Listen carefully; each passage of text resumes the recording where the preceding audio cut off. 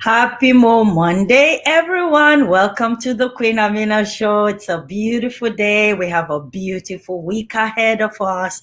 And I pray and hope that you are staying positive and just keeping life going.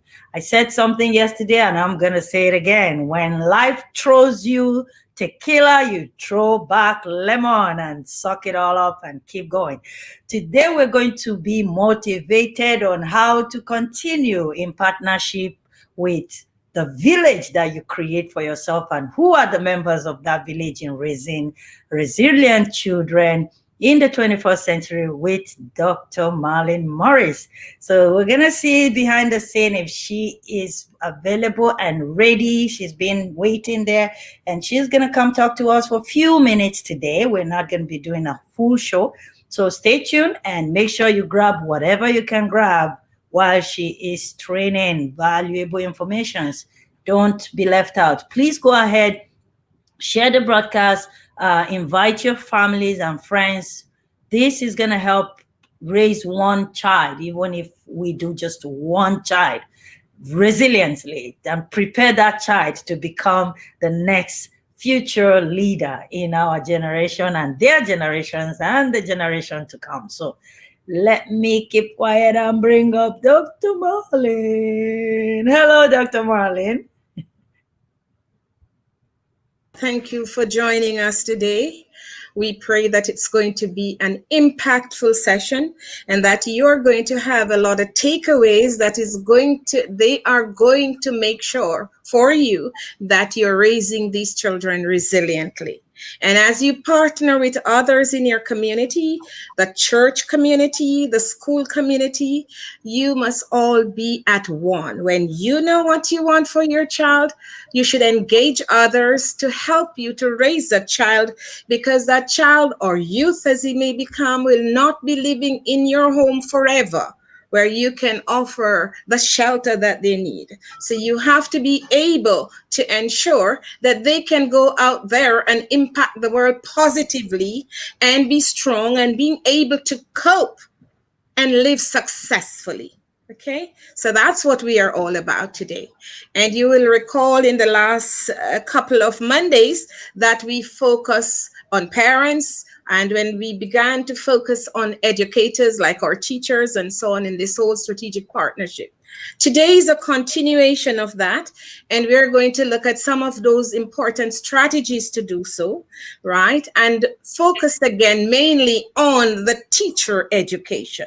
And I'm proposing right now in the 21st century that we need to look at teacher education, a new focus for that teacher professional development and training that is going to cause that teacher to look beyond just the subject discipline, but to ensure that they can be role model and coaches, right? To be able to step in where parents are weak in terms of knowledge, okay? So that they can, engage parents and together with the teacher skills and knowledge in the new education and re-engineering of that education programming of teachers training, that they will be well equipped with the knowledge and skills that they will need to change the classrooms of the 21st century. And not only the classroom, because by now, we are also going online with education. Blended education is what we are seeing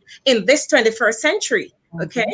So it is very, very important that we look at our teachers and see how we can equip them so that they can, in this partnership approach, help parents too, who do not have the wherewithal to go into a teacher education college to learn these skills. Okay, so we need to equip our teachers so that they can partner with parents, engage parents in raising these children and youth for this century.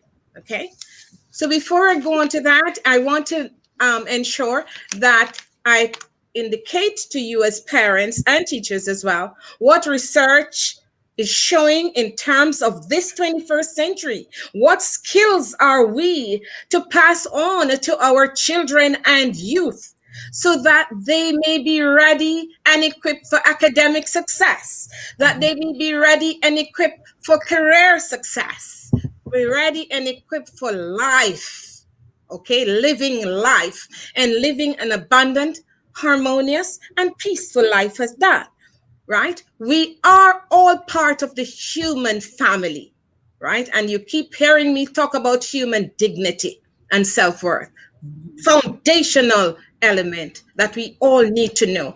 And everything that we will see comes from that basic understanding of that inalienable right, the right of self to be a human. Nobody can take that away from you at all. And don't allow people to disempower you, to make you feel less than perfect or less than human, right? Nobody has that right to take it from you or your children for that matter. If anything, we live in a multicultural, diverse environment, and everybody needs to observe that foundational principle. We are all part of that human chain, that family, and human dignity should be respected for all. Okay? So, where do we go from here? What are the researchers saying regarding the skills?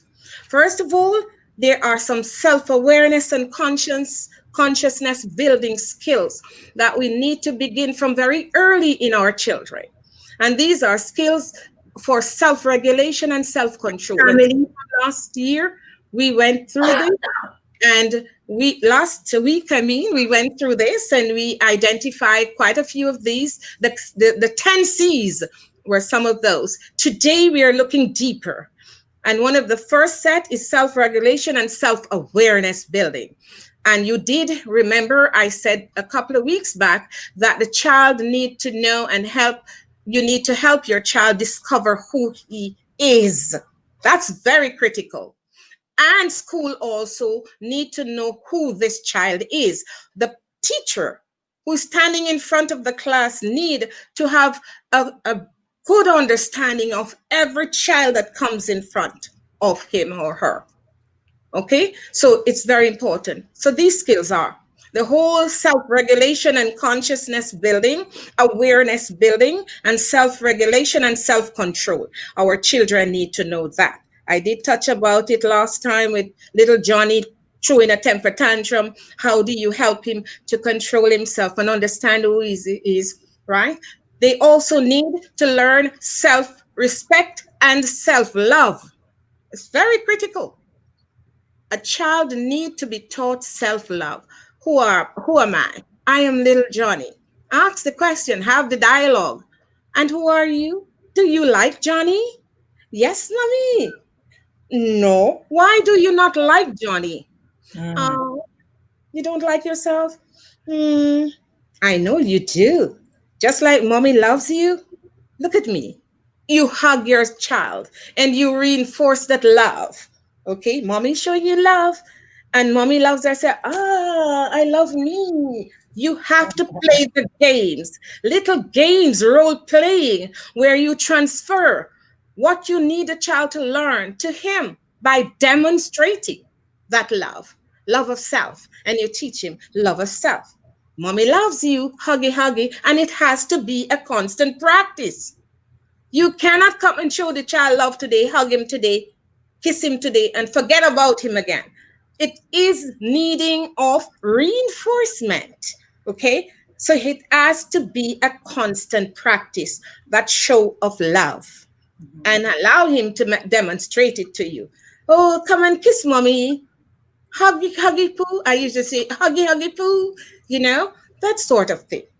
And just like they play with their dolls and they hug their dolls and they hug their cat, they are transferring love to their pets. So you ask yourself as a parent, if Johnny is transferring love to Tabby, the cat, his cat, why is he not showing me that? Very serious question that. He needs to show his love, but he needs to show it to you too. But are you demonstrating your love to him so that he sees it? It's not what you say, I love you, you must also hug him. So he builds the right social and emotional learning, right? For self-love, self-regulation, building his self-confidence, etc. All right. The next critical area of skills has to do with the competencies, the critical thinking skills. He has to learn how to think critically. All right. And what does that look like? Children are curious, and from young, you see that they are curious and they ask you questions, right? Mommy, why is this? Well, what do you think? If you don't know, you throw the question back. Honey, what do you think it is? Mommy, I don't know. Okay, let's think about it. All right. So you give that child that room to begin to look deep in his mind. What is it? You encourage him to think critically, ask a question of you, but then you role play again with him. And that's just one strategy. Okay, Johnny, let's think about it. Let's see what it is. What do you think it is? All right. And then he said, Mommy, I think so and so. Then you can say, Oh, that's a good idea. I think such and such and such. So we are both thinking about this. Yes, Mommy. And it could be a problem that he's facing. And he's asking, How can I solve this problem? Mhm. Mommy, I need to know why. Why? Okay, Johnny, let's look at it. And I did say some time ago, if you don't know the answer, you said, Johnny, we're going to find the answer together. Let's see, right?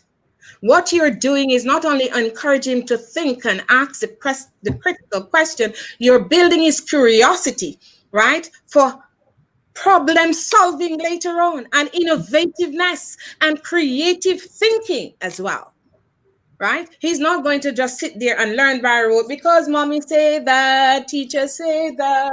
Okay, I have to remember one and one will be two, and that's why one and one is two. You could put one and one together and it looks like 11. Mhm. But the point I am making is that you should encourage this questioning, curiosity, inquiring mind, and that is how they develop one of the most important lessons of skills for the 21st century, critical thinking. Many times they go to university, our children go to university, and they're not critical thinkers. They regurgitate content from their lecturers to pass an exam, but it doesn't lead to the emotional intelligence that they will need to navigate in this world. Because when they go to the world of work, it's not about whether they get A or honors degree.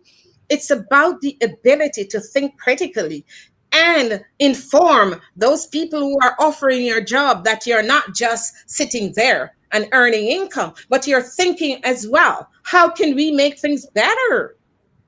And we need to do that to make sure our children know that this is a world where they have to learn to think, and it can start very early. So that leads us to problem solving, right? Little Johnny comes and say, Mommy, I can't do this. Mommy, this is bothering me. What is happening? How? And you take whatever it is. It could be they're playing with a Lego and you take it and you do it for them. Okay, let me see, Johnny. And you take it and you fix it for him. What do you think you're doing to that child? You're shutting up his curiosity to be a problem solver. And he needs to be a problem solver. All right. So you go one on one with him and you say, okay, let's see what is happening here, Johnny. Oh, you're trying to build this? Okay, tell me. Why is it giving you a problem? Oh, mommy, because this is not going into this. This part of it is not going. It's giving me trouble. All right, let us see how we can solve it. All right. All right, let us see. Let us look at it together. Mhm. All right. Let's show me what you're doing. Right. Oh, I did this. I put this there, but it's not turning. Why do you think it's not turning? Think about it. Look at it again. Exercise patience because it's not going to take a minute. You have to work with him until he gets that nut into the boat or whatever it takes, whatever he's doing. But encourage him every step of the way. And when he's doing good, you say, Oh, yes, it's coming. Oh, I can see that. Wow. I hope you get this, parents, because for us to go through all these skills, it will take a long time. Okay? Mm. So problem solving, one of those critical skills. Build your consciousness, your awareness to help that child to become a problem solver. Because you're not going to be there with them in the playground when Mm. police come at them. Okay?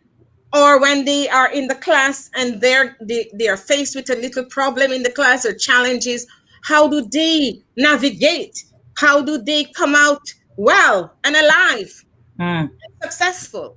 Okay, so you have to help them to develop this from very early in your home so that they can become bold and brave and fearless.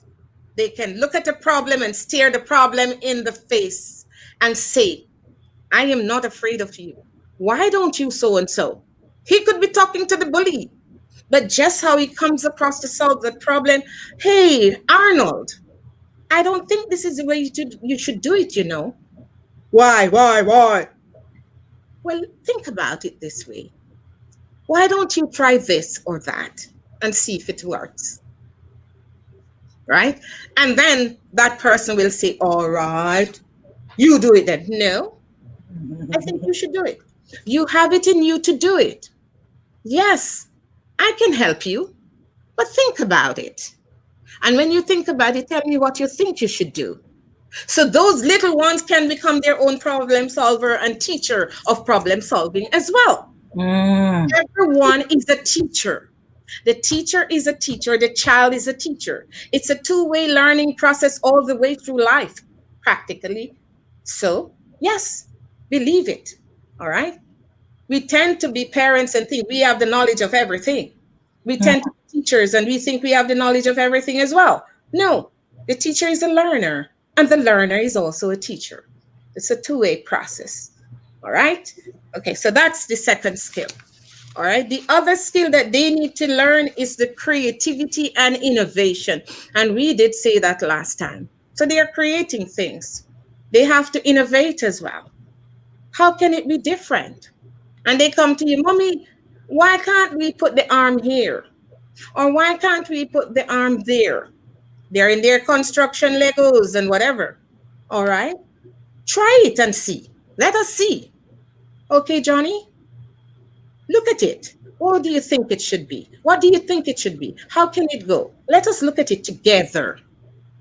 All right. And let us see how you will solve that problem. Remember problem solving. All right. Okay, mommy, I think perhaps we should put this up here. You may think that it will not work, but it can work. How do you know unless you let him try? Okay, Mm. John, go ahead. All right. Let us see what comes out of it. How creative you are. All right. Okay, mommy, I build a house.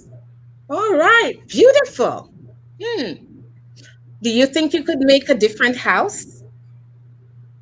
Yes, mommy, I can make a different house. Okay, go ahead, try. Let me see.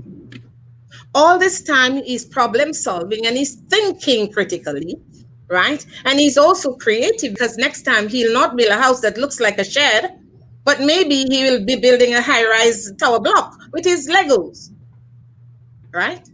And he will put on things on it to see how it can be different from what he did before. Okay, right? So the next one is the next actual skills that we should be looking at to teach them is what I call cultural and civic literacy. Yes, they're in your home as parents and they're going to go to school too. So in your home, always remember that you have to train your children because they live in a culturally diverse world. And it has to go from foundation because they're going to leave your home and go to school and see people of diverse cultural heritage and even religious heritage as well. But they have to share the same space, as I said some time ago. And therefore, you as parents, for conscious raising consciousness, you're conscious enough to raise those conscious awareness within your children. You have to start very early. He's not too young. She's not too young for you to raise the issue. Oh, mommy, I don't like this boy. He's too tall and lanky. Mommy, I don't like that girl. She's too black. I have heard recently those statements coming from children when we investigate. All right. Or, I don't like her. Why do you not like her? I don't like her.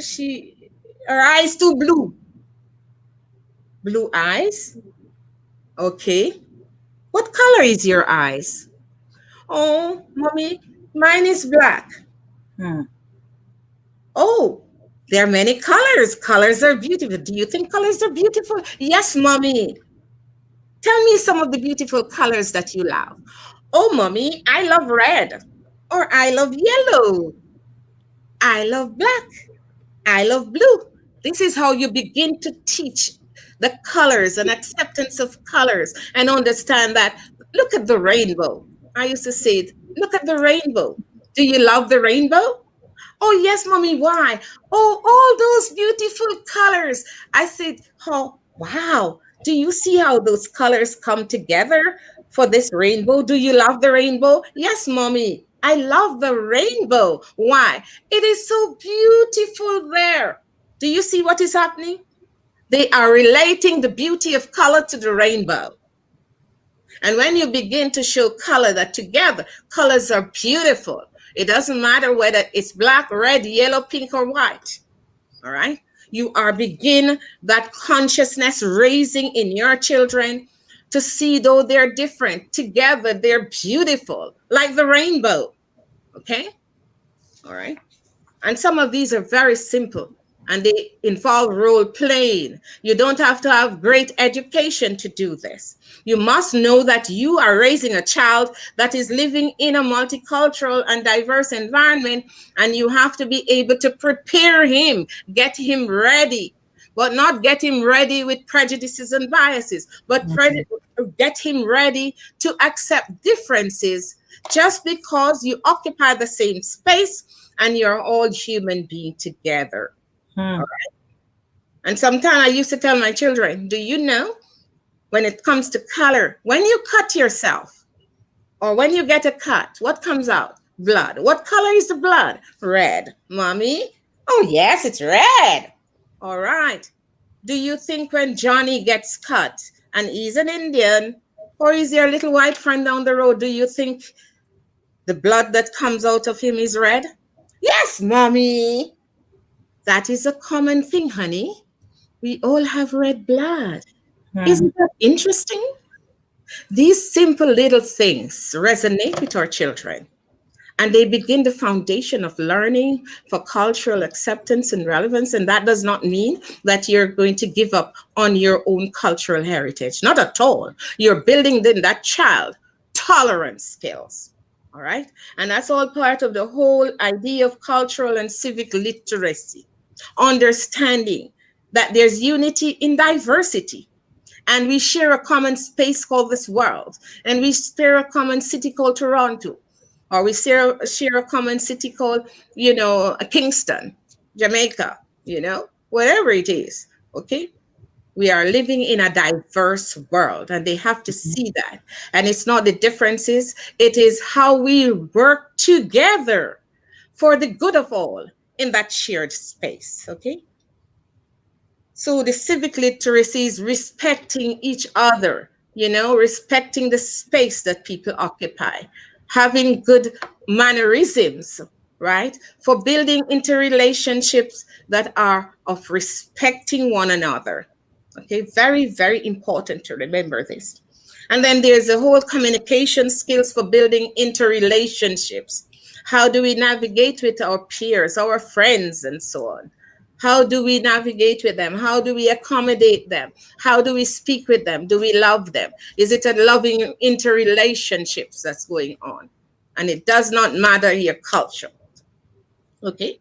So these are very important. And then there is one very critical, and it is what all of us as parents need to make sure that we nurture our children or raise them for this. And it is all about what I call financial literacy, right? Financial literacy and money management. We have to begin this very early, and that's a very critical skill right now. right? Where the world of work is not guaranteed. And it's not guaranteed that we'll go out there and get a job with somebody, but we may have to find our own sources in life to be entrepreneurial, right? And you teach them how to save, right? And they're not too young anyway. Some of them are not too young for you to partnership and have a bank account for them as well. Establish that where they're encouraged when they get some funds. Auntie gave them $10 or auntie gave them $5 or whatever. They put some away. Mommy, I need to save this. Why do you want to save it? Oh, I'm going to buy a bat later on. Everything that they need, you must encourage them to save towards it. That's a good training ground. When I was growing up, we heard of the piggy banks, you know, those little pigs, and you put a penny in it and $1 in it, and so on and so forth. And then mommy would say, oh, you're saving it for Christmas to buy your toys, whatever you like. Yes, you're beginning to build that literacy, right? And by the way, that is the foundation for creating wealth and leaving that legacy of value. You're developing in the child the mindset to be able to grow wealth and understand that you can do that when you begin to save towards it and do things to build on it. How wonderful it is when you see the child, okay? And at the end of the day, when you see the child, you know definitely that that child is moving towards a particular purpose. He's saving his money for something because you're encouraging him to do that, right? And also, when it comes to financial literacy and money management, the added part of this is what we call investment planning for youth as well. They need to know. You know, I have done research where young people tell us, oh, you know, they want to teach us accounting and all those things. They never teach. My son actually said that. Mommy, they never taught us investment at school, how to invest money.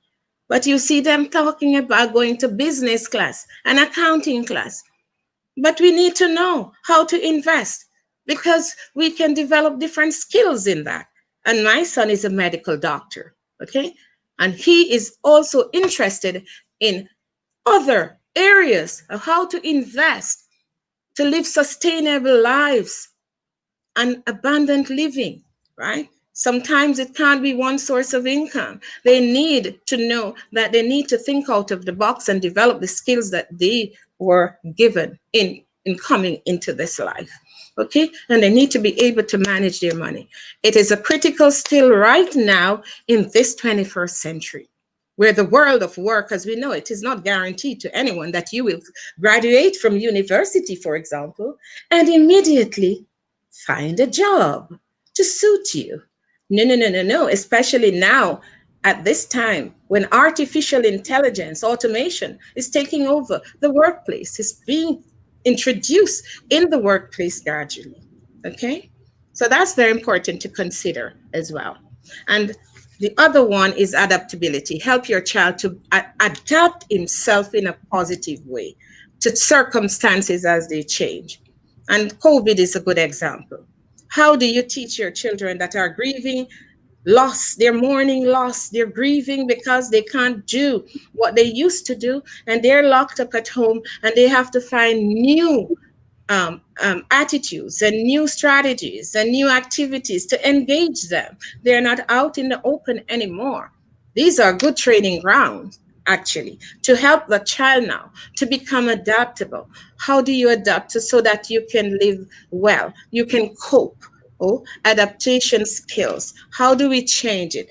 Okay, Johnny, you may not be able to do this at this time, but why not try this? Let us look at this. All right, until such time that you're able to go back into the outdoor environment, you may be able to turn your home into a center where he can do things that he used to do on the outside, you know? So please, we need to look at those things to be adaptable.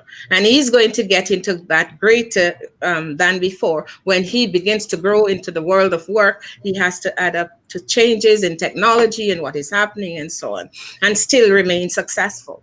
Okay, he may be in a workplace where they are changing the technology right there, and even though he's not inclined technologically, he has to learn it because it means his survival, actually, how he survives. Okay, and finally, on that particular topic is the collaboration and cooperation that you need to teach them how to collaborate with their peers, how to, understand why it is important to collaborate, because everyone has different skills, different competencies, and we need to learn from each other. How can we together make sure that Johnny's skill matches, aligns with Roshan's skills? And together they can help each other to solve a particular problem. Let's do this. Let's try it this way. This is how we need to make sure that we teach them that kind of skills. And you can practice right there in the home to collaborate with mommy, to collaborate with Jennifer, right?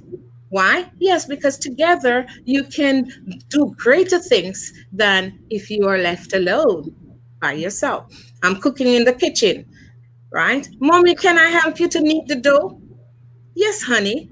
Even though sometimes the dough will spill all over the floor, but that's not the important thing. The important thing is that she's partnering with her mommy, learning from her mommy, that she can help her mommy and collaborate with her mommy to get that cookie out. All right, to be able to bake that cookie, and how wonderful it is. Oh, daddy, I helped mommy to bake that cookie. Do you see the thrill on her? She collaborated, not just help, to work together to produce something. That's what it is all about. And that's the significance of why we're doing this. Okay? And when it goes to school, that's another thing, because when you train them to collaborate, when they get into the school space and the teacher says, okay, get into groups, I'm putting you into groups to work together on this science project, or I'm putting you into groups to work together on this research assignment. We'll both go to the library, get the idea, the information, and you work together. Who will write it up? Who will, put it together, package it, whatever they need to do. It is the beginning of collaborative partnership in the world when they become world leaders or they become teachers or whatever, because the world should be focused on collaboration and not individuality.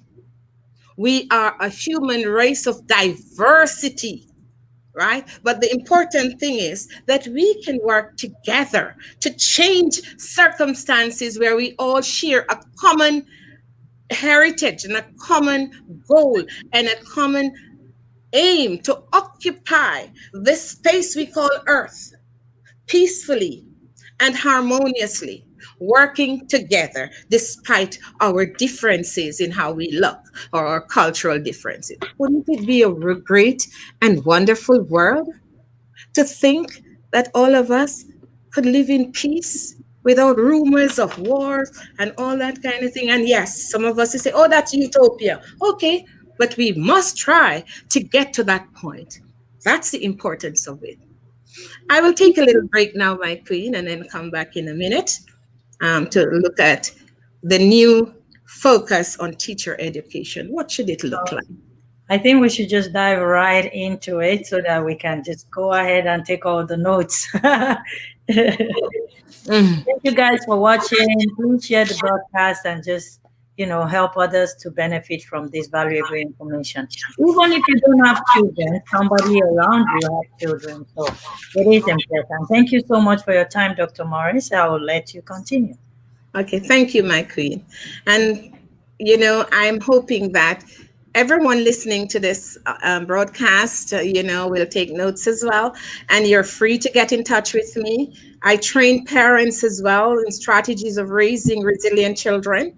I train teachers, some teachers as well, of what it looks like in a new education system in the 21st century, where that education needs to be re-engineered. Teachers' education, and teachers are being trained wonderfully, but we have to get that education to become relevant to living in this world right now, in the 21st century world, where different skills are called, we are called into being, where research is talking about where we need to go.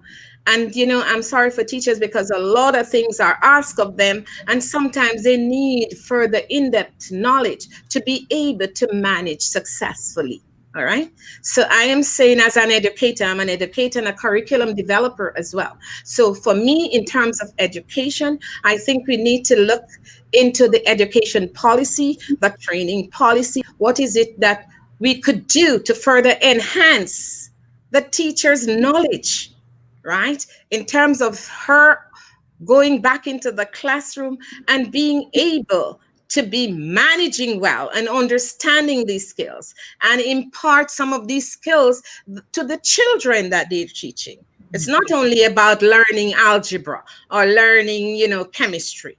It's also about learning to live in the space and what it will take, right, to be able to do that. And right there in her classroom, she is able, once she develops the competencies, to know, because she is a coach, by the way, she is a mentor, she is also a mother for motherless children who are in the classroom, don't have a mother or a father. And yes, we ask a lot of our teachers, and yes, I always say pay them well too. All right, because they're doing a lot, right? They are impacting humanity for the future. The children that sit before them, right? They become lawyers, doctors, engineers, everything, and the teacher is there. But in this new dispensation, the teacher is also also have to be a coach, a role model, a trainer, everything, right? In one person. Can that person cope? Yes, they can. You can cope when you are prepared to do it. And that preparation comes in the teacher education thrust, whatever they're learning in teachers college and things like that. At this point in time, teachers have to learn. There are a few things that are coming center stage right now: contemplative education, mindfulness in education, right? These are some of the new things where teachers have to understand how to become mindful. That means thinking in the moment and focus, forgetting their stress. Leave the stress that they had at home behind and focus in this classroom. They cannot come into the classroom with the stress they have at home. They have to now learn, how can I manage myself in this moment and to remain in this moment and not get distracted to the extent that, okay, my husband didn't treat me well today, right? And and reflect, oh my, and then in the middle of the class she remembers that, and Johnny turns around and says, Johnny, what are you doing? Is that called for? Where is that coming from? Is it coming from a place of stress? So she needs to learn stress management and mindfulness, being in the moment and being there for your student. Do not allow your own problems to distract you in the classroom space, because you're going to react rather than respond nicely to a child who may be innocent and doing something that they shouldn't be doing, but they didn't know. But how you reacted will send that child, oh my word, right? And you have to be trained as well to transfer this mindfulness to your children in your class. They need to know how to listen. Listening is a very important skill right now. It's not about hearing what the child is saying. You have to listen carefully to what that child is saying. You can hear, but not listen, right? You have to go beyond just hearing it, but listening to every word that is said, and it requires a teacher to be focused. Because Johnny will be telling you something about what he's going through, in how he answers and how he shies away, or what he does to not say anything at all. So you have to now live in that moment and see each child in that moment. You can't be distracted by your own problems. Mindfulness in education is very important. And you should be trained in that, know how to breathe, to relax the mind for learning, for example. Your children come in the classroom, you don't know what they went through when they left home. What happened at home, and they're in your classroom, in your face, and they are fidgety and all that. How do you help them to quiet the mind and get ready for learning? Right? What are the words you see? What are the things you do? You know, when I used to go to school, they used to tell me, my teacher, hands up, stand up, hands up, stretch out your hand, you know, march on the floor like a soldier, you know, clap your hands, you know, and you do it. But you know what it did? It helped you to come focus into the classroom and look at your teacher, right? It was exciting because she had play in it. You're clapping and you're drumming, right? And then she said, take a deep breath. Yes, you did. And in those days, we didn't know why our teachers were doing it. We didn't even know, probably our teachers didn't even know either. But it was to get our attention. But now we have more knowledge and community of practice available to us that we should be able to do better than the generation past. All right. So that is very critical to understand that our teacher, part of teacher education should be the mindful teacher, how to manage your classroom with mindfulness in mind, how to engage your student to become focused, right? So that they can forget their own trials and trauma as well and stay focused in the classroom so that you can impart the knowledge to them, that they can gather that knowledge. But quite apart from that as well, your mindfulness to lead you to understand that this child is experiencing a particular issue and is not getting over it. So you have to step in to identify, how can I, you know, find what is really happening to this child, because that child might not be able to talk to his parents, but he may be able to talk to you as a teacher, where you can say, Johnny, you do not look well today, what is happening? And you have to say that with love and compassion to show that you truly care. That's a mindful teacher, being in the moment. Okay, so it's very important that you do that. And these are strategies in education for good classroom management. And that teacher will not, having learned these strategies, will not go into the classroom and throw up her hands and say, oh my word, I can't manage these children. No, you are trained from Teachers College how to do these things. And if you're not yet doing that, you ought to begin to do that. Okay. And the whole issue of emotional learning is very important, right? We are talking about this, the refocusing of education. And I'll dare say for three very important reasons, right? We need to understand as teachers that we are living in a new world, a world of internet technology, you know, how we do things more effectively, efficiently using the technologies and all that sort of thing, right? We need to train the teachers as well, right? How to manage the classroom for effective learning outcome and social and emotional learning outcome, right? That will fit that child, prepare that child for the world out there. And it has to be that the teacher can do it because they are exposed to the education system where it can be incorporated, and then they practice it, partner with parents to be able to ensure that these strategies are passed on to parents. So when they come to parent teachers meeting, for example, do we just talk about disciplining of our children? Why can't we at parent teachers meeting regular go through with parents some of those new strategies in educating for resiliency in our children? All right. And in that way, you will be able to partner well with the teachers, and the teachers partner with you, where the child see that teachers and parents are partners together to help me thrive, to help me prosper. Do you know, mommy and daddy, they love my teacher, Henrietta. Why? Oh, well, they always go and talk to teacher Henrietta. And teacher Henrietta is always asking, how is mommy and daddy? How is your mommy? Or how is your daddy? How are they today? A simple question like that. Johnny comes into the classroom. How are you today, Johnny? With a smile. Every child, greet them with a smile. And by the way, I must let you know that the smile is one of the amazing power principles of living an amazing life. You never know that smile, what it disengages, how it can help somebody who is going through stress and trauma, just to see you smile and ask a loving question. Are you okay today? Are you having a great day with a smile?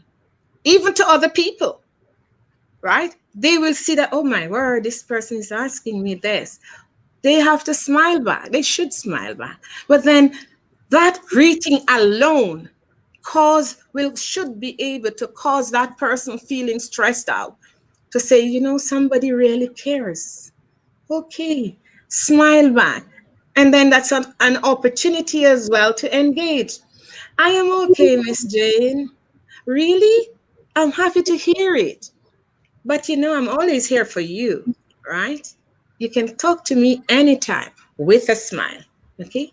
I'll pause there for a moment. Thank you so much, Dr. Morris. To book your training, you can contact Dr. Marlyn Morris. The website is Ontario College. The name is of the school, Ontario College for Development Training. You can either email her at Yes. info, and I posted everything on the chat here. The email address is info@ontariocollegetraining.org, and her phone number is rolling there, 647-869-1000. You can 9,000. 9,000. Okay, so Yes. I need to correct that. So everything is right there on the page. You can go back to it, book your training. I personally took a training for becoming a coach, and trust me, the trainings are super eye-opening. They're beneficial for you before the other person you're going to train. That was my experience. And it's really helped me through a lot of my personal growth in life. And now I can relate it and send it back to somebody else. You have to be benefiting from what you're learning yourself before you're able to teach somebody else. Yes. If not, it would just be head knowledge you're transferring to somebody else, and they're never effective. But if you're transferring experience, personal development experience from within you to another person, they're super effective. And that's the strategies that Dr. Marlyn Morris used. She reaches within, inside of you to prepare you before you are able to start, relating that to another person. So I would highly, highly encourage you guys out there to please try, just go on the website and choose a topic and just learn. And you would Yes. see that your world will begin to open up into a lot of other things. Right now, I'm going to be registering my young daughter that just started her business to go and take a business development strategic thinking for developing and building up her business with the Ontario College for Development Training. So I, that's I, how cool it is. yeah. I also want to direct listeners to Inspiring Life Solution. It is my website for transformation coaching. And I do that with different niche areas, certified transformation. I train the trainers to become coaches in different niche markets, as well as do one-on-one coaching for youth, women in development, right? That's on one of my major platforms as well, right? Management and leadership development. And that website is connected as well to Ontario College website, and it's drmarlynmorris.com. That's all it is. And it's all about transformation coaching, strategy training for parenting, you name it. You'll see a plethora of areas there that our coaches and myself will expose you to. Okay, and I'm always willing. My number, you can call it anytime. I am always willing to help you, so to navigate as well. All right. Mhm. And thank you most kindly for listening today. Next week we are going to finalize the new focus on teacher education, because there's much more to do, and then we'll come final how now to bring the teachers and parents together. All right. Awesome. So that number again is 647 286 647, let me tell them, Yes. 647 869 9400. And it's also a WhatsApp number. you There's can get another me. number also. Yes. This is the 6416-289-1000. Awesome. Yes. The Yeah. 1001 is the Yeah. one. Yes. Okay. Okay. So, And thank you so much, my queen, for helping me to present this and for sharing this platform with me. And I want to tell listeners that we're moving forward. Come mid-September, we are having also a new platform as well. Queen will be part of that sometimes, given her accountabilities. It's called Ask Dr. Marlyn. Okay? yeah, Ask me any question and you will have answers to it. coming up, and I'm excited about that too. Thank you so All much. right, guys. Thank you guys so much. Thank you, Dr. Morris, for your time. You're And welcome, my queen. we Thank you. always love you. Thank Thank you. you. Love you too. All right. Bye. Okay. So that's our show for today. And I thank Dr. Morris for always making herself available to being on the show and helping us learning great things. And we will not be airing this week until Friday. We're going to be live on Friday with a super, super interesting topic: how to protect yourself from cyberbullying and fraudulent acts on the internet. So we're bringing a forensic expert to guide and help us through that so you can stay protected. There's so much stuff going on today on the internet. How do we protect ourselves from becoming a victim? So stay tuned Friday and our Church Without Borders. No, that would be on Sunday, 30th of August. Yes. All right. And then we'll unfold what is going to be happening. So look out for Ask Dr. Morris coming up in September sometime. We're going to announce exactly what time.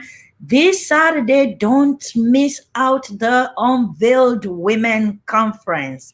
We're going to be building up young women at this conference with super intelligent topics that will help you launch you into what you are destined to do in life. So make sure you're registered at Eventbrite. The link is unveiledwomens.eventbrite.ca. Go there and register so you'll get a link to be part of the conference. And also, October 4th, 2020, we will be celebrating the unsung heroes of the COVID-19 pandemic season for 2020. So stay tuned for more information on that. Flyers are going to start coming out. Make sure you nominate your heroes, especially the essential workers that have gone over and above their call of duties during this pandemic to keep us all safe and sane. Make sure you go on our website at www.vigorawards.org and nominate your heroes to allow us celebrate them. If you want to partner with us in sponsoring any of the trophies for any of the categories, please contact me at queenaminashow@gmail.com. The easiest is queenaminashow@gmail.com. So that way you can be one of the sponsors for any of the category, or if you just want to donate to the cause of what we're doing, or you want to just support what we're doing, please contact me. Again, you can chat me on WhatsApp. My number is rolling at the bottom. Until Sunday, the 30th of August, I'm okay, guys. See you all soon. Keep loving, keep watching the Queen Amina Show, and keep on smiling.